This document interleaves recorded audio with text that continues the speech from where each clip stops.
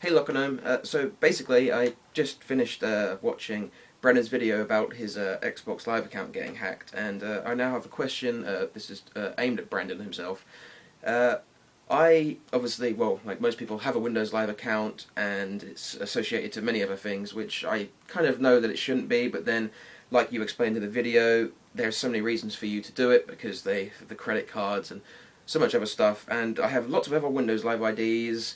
I've got Facebook and loads of other sites, and trying to remember the password sometimes is a bit daunting, I guess, and I've got to remember so many, and there's certain websites that I sign up to, not really knowing how they do it, how they store their passwords, like you did in the previous video on your personal channel about storing password hashes, and I don't know whether some websites store them in plain text, so sometimes I use some of my older passwords that aren't used on, say, like my main email, which, like I said, is associated to my Windows Live and stuff like that. So my question is, what would you say is the best way to store passwords? I mean, I have password managers. I have one on here. It's called 1Password, and it seems okay. But then again, like, is it that secure? I mean, I haven't really done too much research into password managers because I haven't really started using this one. I've put some stuff to some emails because I have several Windows Live accounts because, well, I used to run a website and certain emails would get sent to those instead of my personal one and stuff like that. So yeah, so do I use a password manager? Do I just continue trying to keep storing them in my head?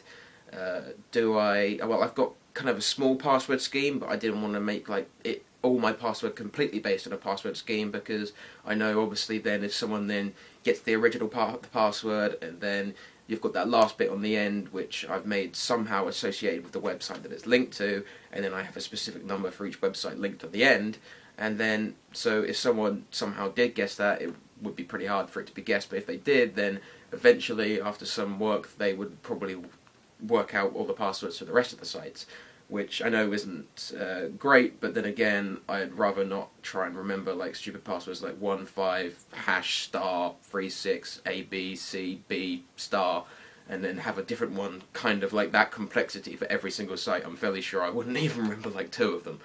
So yeah, that's my question, and it'd be great if you could get back to me because it's a question that's I've thought about before, and I've thought about changing my passwords and perhaps using a password manager, but never really got round to it because the password manager put me off, and so many other aspects. And it'd be nice to hear your feedback as well. You seem like you know what you're doing.